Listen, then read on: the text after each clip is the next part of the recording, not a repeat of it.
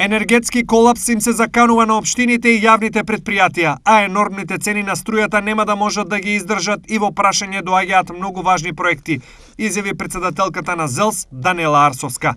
Од овие причини ЗЕЛС бара итна помош од државата. Едно од барањата ќе биде да општините од страна на владата сега во овој период кој што е навистина тежок, да им се обезбедат дополнителни финансиска помош практично во делот на сметките за струја која што представува навистина големо оптоварување на дел од општините кој што го има истакнато низ денешната конверзација, особено имајќи во предвид дека на голем дел од нив договорите им беа раскинати од страна на трговците и сега во овој момент се соочуваат со неизвестност од тоа дали ќе можат или нема да можат по овие зголемени суми да можат да ги исплатат сметките кои што ќе им пристигаат. Идејата пари од државата за струја за градоначалниците е неминувна, бидејќи тие веќе се соочуваат со овој проблем. Па добро, тоа е еден од проблемите со кои што ние како локални самоуправи ќе се соочиме практично од нова година, затоа што цените на електричната енергија драстично се покачени. Поголем дел од планираните средства за насочување кон капитални инвестиции ќе бидат прекинати доколку државата не интервенира. Новите цени на струјата во моментов најголем проблем се за јавните предпријатија кои досега плаќаа превисоки сметки.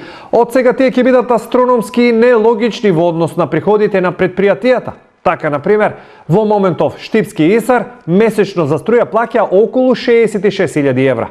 Со новите цени, тој износ стигнува до фантастични 300.000 евра. И во просек сметките за електрична енергија кои што ги плаќа јавното предпријатие се околу 4 до 4,5 милиони денари на месечно ниво.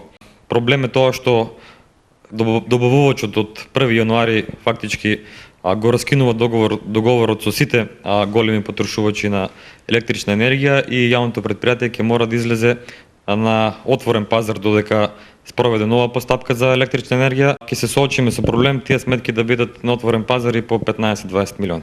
Овие непредвидени моменти во работењето на јавните предпријатија дополнително ја драматизираат тешката финансиска состојба, поради што без помош на општините и државата функционирањето ќе биде уште потешко. Јавните комунални предпријатија не можат, посебно оние како нашето што е сега предпријатие или како Штипското комунално предпријатие каде што водоснабдителниот систем се користи со пумпи кои што се со многу голема моќност. Ние плаќаме енормно високи трошоци за струја. Ако се зголемат сметките за струја за 4 или за 5 пати, не постои начин, ниту едно, верувате, ниту едно комунално предпријатие тоа не може да го издржи. Од овие причини председателката на ЗЕЛС Данела Арсовска решението го гледа на следниот начин. Фокусот на сите ни е подеднаков, а тоа е да имаме процес на децентрализација кој што ќе биде поинтензивен во следниот период. Верувам дека во тој процес на децентрализација ќе успееме да постигнеме